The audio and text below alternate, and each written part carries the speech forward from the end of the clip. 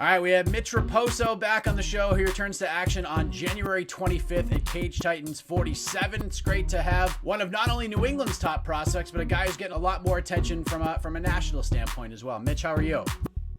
Good, man. How you doing? I'm doing great. So I just found out moments ago that you're not fighting Alexander Castillos anymore. I know that was your original opponent. So that's just the power of live to tape interviewing here. That's what happens here. So let everybody know it's out there now, but who are you fighting now? Cleveland McLean. He's 11-8 out of Florida. Very tough, experienced veteran. And to step up as far as experience goes, well, I think it's a good fight for me. You know what I mean? Everyone's looking for that step up. The last fight kind of was a step up for me. Now I'm taking another step, ready to prove that I belong in the UFC. So how do we get here? I know you had one original opponent that was announced. So how do we get to Cleveland here? I had Castillos, and he pulled out about 4 days ago. I guess something about his ankle or something like that. I don't know. Then they were like, "Oh, we got a teammate that'll fight you." And I'm like, "All right, perfect. Let's do it." Kid was 6-0 AMI. Like, he was about to make his pro debut, and I was like, "Dude, let's do it." He was like, "Oh, I'll fight you at 130." And I'm a little heavy right now. I'm like, right now, I think at the time I was like 152. So I'm like, all right, I'll do it. Let's do it. And Tyson tried to get in 35. They complained. We said, all right, let's do 30. Then they magically, we'll do it next card. So I'm like, all right, do whatever. So we're scrambling for fights, and you know what I mean? I think then Mike was looking for side. We had some options. I think McClain is the best option. I think he's a tough fight. Like, he's experienced, but he's not really, doesn't stand out anywhere. He's just a veteran. You know what I mean? He's a tough veteran. It's a necessary test for me to go out there and pass this and to show that I belong in the UFC and I'm ready for the UFC. It seems like every fight you have, there's some sort of test or, question asked of you. And I feel like the last fight, everyone said that was your litmus test with Zach Burhans, and you took him out quickly. You got it done in the first round, and you've had some big wins before. You've been very dominant throughout your career. But for some reason, and we discussed this the last time you were on, people still had questions about you. Is Mitch the real deal? Is he really as good as people say he is? And then you go out there and you did what you did in November. Do you feel like, at least to this point, you've officially answered those critics with the performance you had in November? So, kind of, but not really, because if we're thinking about it, I'm in this sport to be a world champion. I'm going to be a world champion, so that's the goal for me, right? And we're 6 months away from the Contender Series, and that this kind of fight right here, the UFC might go, hey, you know what I mean? He only has 4 fights. I might have to fight again. After this one, I don't think I'll have to. I think they're going to take me. I think I'm really going to lock in my spot either in the UFC or the Contender Series with this fight. You know what I mean? Being 4-0, just took out a 20-fight pro veteran with a winning record who's fought legit competition. You know what I mean? Yeah, he loses to them, but he's fought legit competition. And if I go out there and beat him more impressively than they did, you know what I mean? So what does that say about me, right? So, you know what I mean? I'm all about that. And I like answering questions. I like having that. Like I said, it's like that. It's like my teammate Calvin Cater's kind of approach. It's that I like having like a chip on my shoulder. Like, I'm like, well, you don't think I can do this? Watch this. You know what I mean? And I'm going to keep doing that throughout my career. I feel like I'll always kind of be like, oh, he's not this, he's not that. Someone will always have something stupid to say, but at the end of the day, you can't shake my confidence. Then that's why I go out there and I perform. Eventually, you're going to get to that point where they're not going to have questions about you anymore. How are you going to be able to get up for those types of things if there's no more questions? I think I'm a very, I remember when I was wrestling in high school, and my coach used to always say this about me, that I'm inherently motivated. Like, I don't, for some reason, I don't have to motivate myself. To me, I love I'm going to make a life out of myself fighting. I'm going to make a lot of money, but it's about the glory. It's about being the best. Like, that's what gets me up. Like, I am the best. Like, I really feel like right now, especially at 125, this kid, he's a 25er, you know what I mean? But he's got some, you know what I mean? We're fighting a 35, so we're about similar in size because I can make 125 too. And I'm one of the best in the world. I feel like that. I really do. And I think as far as a prospect, I'm one of the best prospects in the country, if not the world. And I think about the level, like a guy like Rob Font, Calvin Cater, who are both top 10 in the world, in the 2 of the deepest divisions in the UFC. And those are the type of guys that I spar with on a daily basis. I'm sparring with guys like Tateki Matsuda, who's been in the UFC twice, he fought in the UFC twice, fights in Japan, is just an absolute killer. And those are the rounds I get. Those are the type of rounds I'm going with. So I'm going with that type of experience all the time. It's honestly weird for me to fight a guy who's not experienced. You know what I mean? I feel like I'm going to excel in this fight because I'm so used to that kind of experience that I think honestly it's going to feel normal to me, and I honestly think I'm going to look even better. You talk about the sparring that you get at Lozon MMA, and we've talked about the Saturday sparring and how crazy that gets over there. I talked to Greg Rebello yesterday, and I was asking him about different guys coming up. Obviously, your name came up. Greg has nothing but great things to say about you. How much has he helped you with the striking and just his overall presence at that gym? He's awesome. He does a lot. Like, I love talking to Greg because he's a guy where he puts a lot of confidence into me. Like, he's so I have my team at Regiment Training Center. Brian Raposo, who's my striking coach. Tommy Caceres, my grappling coach. But I kind of have my extended family at Lozon's where I work with Joe Lozon, I work with Rob, Calvin, Tyson, and also Greg. And Greg, he has the way his personality and his presence. Like, I remember before the Burhands fight, I think we were talking about Jimmy Rivera, and he looked at me and he was like, "You could beat Jimmy Rivera." It's like, I really believe that. He's like, he just has that kind of faith in me. You know what I mean? And I believe him. You know what I mean? And that's what I love having him around. And I love talking to him. He's hilarious as shit too. So he's always roasting me and like about my hair or something stupid. But you know what I mean? So it's like I love having him around, and he brings that experience to me. He's fought. You know what I mean? At the end of the day, I think he's one of the best heavyweights in the world. You know what I mean? He had those 2 fights in the Contender, but he has so much knowledge about the game. And so I love having him around, man. He's a morale booster for sure, man. Especially in the gym.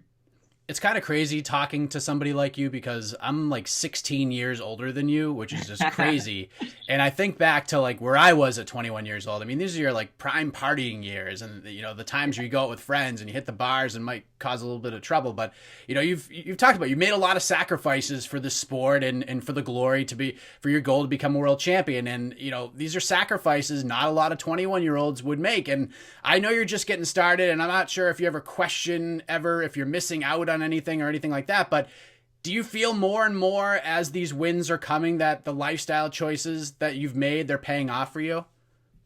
For sure. And no knock on anyone, right? But like just growing up, and I'm 21, right? So I see kids I went to high school with, and they used to think partying and all that was the thing to do, right? But then you look at them now, and it's like, you know what I mean? They're making the wrong choices, you know what I mean? And I definitely, there's a time and place for everything, you know what I mean? But like this New Year's, like I have a fight coming up.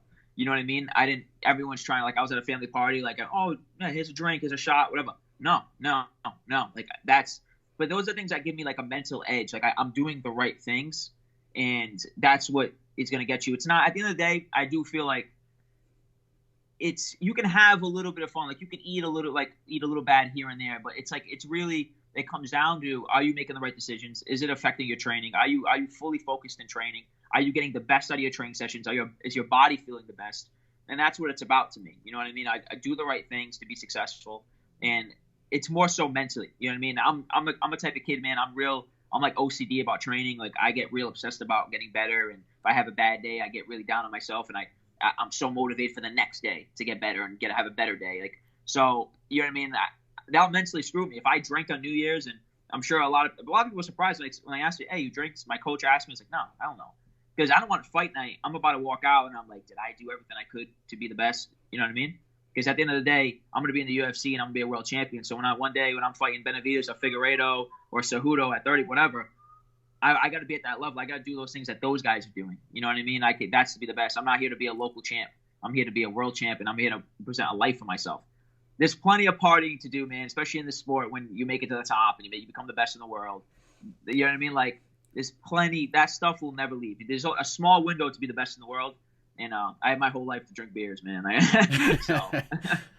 Is it hard to find opponents for you around here at this point? Because I mean, it's a small circle, and you haven't been around fighting for too long compared to a lot of these other guys. But you know, you've seen a lot of these guys. You've fought a bunch of them at this point. You know, do you feel like most of the time for these Cage Titans fights that Mike's going to have to go outside of the area to find you opponents? Are you having a hard time finding local guys to fight, or are you just not really interested in fighting local guys at this point because of where you want to get to? It's a little bit of both. I think, in my opinion, you know what I mean? Especially, I told my coach, I was like, because, you know, we know this whole, Benavidez and Figueiredo fighting for the flyweight belt, and you know what I mean? And I'm sure the Contender Series they're going to be some flyweight, so I kind of want to put my name in that kind of hat too, so I can be available in both. So I told my coach, hey, we're going back down to 25. Yo, give me, you know what I mean? All due respect to all these guys around here. Like, you know what I mean? Josh Ricci, Johnny Lopez, all these guys. I'll fight any single one of them. I don't care. Like, you know what I mean? Even at 35, guys like Jay Perrin, like, I'll fight anybody around here. I always have to say anybody can get it. You know what I mean? Like, but I have a manager for a reason, and I think those guys are on their own path. I'm on my own path. By the end of the day, when their name hits, you know what I mean? When I get their name, I'm not going to say no. I've never said no to a fight. You know what I mean? I let my coaches and my manager obviously have that guidance with me because I'm a little young and I could be a little impulsive. You know what I mean? But I think that fighting a guy like this guy's number 2 in Florida. You know what I mean? He's fought legit competition. I think this guy, you know what I mean, he's going to do more for my career than any of these guys in New England anyway, so it doesn't really matter. You know what I mean? But like I said, anybody can get it. It all starts January 25th to where you want to be as far as 2020 goes. Cage Titans 47. So, I mean, I'm not going to ask you for a prediction per se. I know you plan to win, but, you know, what else do you hope to accomplish in that cage to maybe answer any lingering questions that may surround you and where you're heading? I just think that this guy, I'm not putting too much pressure on myself to, like, finish or anything. I think I am going to finish him, especially late in the fight. But this is a fight I kind of like a 12-year-old me would be pretty happy about. Like, this is the test. This is it. This is my moment. This is my fight to go out there and prove. I'm going to prove to everybody that I belong in the UFC. You know what I mean? These guys anybody at 125 in the UFC, like, even I'm at that level, dude. Like Figueiredo, I mean, he's out for the belt, but I remember a year and a half ago, 2 years ago, Jared Brooks, in my opinion, beat him. You know what I mean? And I'll tell you something right now, I think I'm better than Jared Brooks. So at the end of the day, I'm at that level. I already know I'm at that level. So getting the experience, getting the right fights, and this fight, a big finish or even a dominant performance over a guy like this is going to stamp it, man. Nobody's going to want to fight me after this. You guys think it's tough to get fights now? Watch after this fight. You know what I mean? I come up a level every single time. I rise to the occasion. That's the type of, like, those are the elite prospects, right? I'm not going to get fazed by a guy with 19 pro fights. You know what I mean? I've been doing this shit since I was a little kid. You know what I mean? You can have 19 pro fights, but I got hundreds of wrestling matches, hundreds of jiu-jitsu matches, kickboxing fights, MMA fights. And I have this confidence in myself that I know what my destiny is, and you can't shake that shit. You know what I mean? And you can't fake it. It's not false confidence. So when I get in there, I know what I'm going to do, and I'm going to take care of business January 25th. So what's your gut telling you? You think get through this fight right on the Contender Series, or do you think you'll have to fight? Do you need to fight one more time just to sort of, bridge the gap here? I don't think so. I think if I would have fought Castillo's, I think so. Because, I was going to murder that kid, I think. You know what I mean? That kid was his style. He just, I don't know. I thought it was going to be a real easy fight for me. Go out there, take care of business. But after this one, you know what I mean? This kid's tough. He's experienced. He's a good veteran. Go out there, keep my head on a swivel, do my thing, fight. And I don't think so, man. I don't think I'll need another one. I think the UFC will be like, this kid's young. He's 4-0. But man, he just took out a guy, you know what I mean, who is a 20-fight pro veteran with a winning record. You know what I mean? There's not a lot of guys at my age and my experience that are doing that, right? So, and especially at 25, you know what I mean? If they're trying to rebuild this division, right? You know what I mean? They're Benavidez, Figueiredo. They're signing guys again. I think I'm a guy. Eventually, I think I'm gonna have to move up to bantamweight because it is a tough cut for me. But right now, you know what I mean? I'm young. I'm the guy the UFC's been wanting for the flyweight division forever. You know what I mean? When Dana White sees me, he's gonna see this is the guy I've been waiting for 125. You know what I mean? So I think that's where my head's at. You know what I mean? I'm a UFC 2020 has been the goal, and I've said it since I was an amateur. And I think the ball is rolling in the right direction, man. I'm close. I'm real close. I can feel it. And I just nothing but good things ahead of me for 2020. If we have this conversation same time next year, what do you think we're going to be talking about? Are we discussing your next fight in the UFC? Top 10 in the UFC at 125. Oh, I like it, man. I like it. Are you a guy that pays attention to, I'm sure you're on the pulse of the UFC in the flyweight division there, and probably 35 as well. But are you paying attention to what's going on around the country as well? I mean, there's guys like Brandon Royval who's done very well at 25. He had the fastest submission in LFA history in his last fight. He's one of those guys that even some of the guys in the UFC are like, got to give this guy an opportunity. Are you paying attention to those two? I'll fight that kid on the Contender Series. You know what I mean? I texted Tyson after I saw that fight. And I was talking to him about it, and I was talking to my coaches about it. I'll fight that kid on the Contender Series, no problem. I like that kid. Man. He's good. But you know what I mean? Like, that's the type of, like, that's a kid, he belongs in the UFC too. He's a guy at 25. He's exciting. But, man, I'll fight that kid too. You know what I mean? Like, all these guys, dude. Like, I saw what Casey Kenny did to him. You know what I mean? I think, you know what I mean? At the end of the day, you know what I mean? Casey Kenny's good at what he does. I'm good at what I do. And, you know what I mean? Line them up, dude. I'm going to fight all of them, dude. I'm going to prove I'm one of the best in the world. And I'm real close, dude. So I'm the guy to keep an eye on. You know what I mean? I'm the guy that's going to be in the UFC. I'm the next guy of the New England cartel. You know what I mean? I'm going to be running shit at 25. Rob's going to do his thing at 35. Calvin's going to do his thing at 45. So, you know what I mean? The cartel's taking over.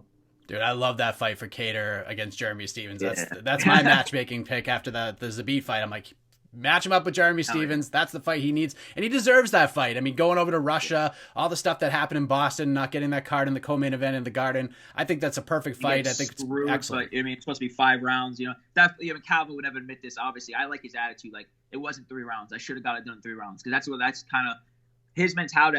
I kind of relate a lot to it, and like that's a similar mentality I would have. You can't make excuses. But damn, if that shit was 5 rounds, man, Zabit was gonna be in trouble, man. He's a beast. Like Calvin, man, he is a beast, dude. And Rob's huge win against Ricky Simone. That was one of my favorite. I watched that fight probably 25 times. You know what I mean? Like that was a great fight. Big things are coming for New England, man. And I think I'm the next breakout star for New England. You know what I mean? I'm the cartel phenom, and I'm gonna come in. I'm gonna do my thing, and we're real close. So it's big things 2020. What's with the beef with Matsuda and Moy? Like, why does Moy not like Matsuda that much? Can you tell me from your perspective? I'm talking to Matsuda tomorrow. I'll learn more from him. But what's the beef there? I think that shit is so phony. You know what I mean? Tateki's such a nice guy, dude. Like, I don't bully. Like, really, dude? This is I don't know. Maybe I have a different opinion because I came up in the sport young. Man, I was sparring with heavyweights when I was like 14. Obviously, you know what I mean? I used to get bloody noses. Like, I didn't give a shit, dude. Like, this is the fight game. You know what I mean? I'm not gonna complain because somebody's going hard. And like I saw what he said about it, Rec Tech, and how he's a bully. He's this, bro. You just bullied Raymond Yanez when you were like 11-3, dude. Like, you know what I mean? Like, what are you talking about a bully, dude? Like, he's not a bully. That's the stupidest thing I've ever heard of. Like, when it comes to the sport, and like when I started hearing talk about that, like that's just a fake beef in my opinion. I think the beef is so made up because I think he's trying to promote it's his last fight. He's trying to promote it. I kind of feel a certain type of way. Obviously, Techie's my teammate, and like when I saw that, I don't have any relation to Kin Moy. I've never really talked to Kin Moy. I have nothing against Kin Moy. I just thought that shit was so phony. Like I didn't think it made any sense. Like he's a bully. He's this. Then he posted a video of them sparring of him. He's like, you couldn't bully me then. You bully me. You're putting who's the bully? You're putting a video of you guys sparring on Instagram. Like what happened to what stays in the gym? What goes on in the gym stays in the gym. You know what I mean? Like you guys, like it's just. I thought it was so stupid, but. I think Tateki's gonna go on there. He's gonna take care of business. I think he's a more seasoned technical fighter than Kin Moy. So I think he'll go in there and take care of business. He's real motivated for this fight. We've been sparring every Saturday at Lozon's. You know what I mean? Because we're perfect for each other. We're the same size. He's got a world class experience.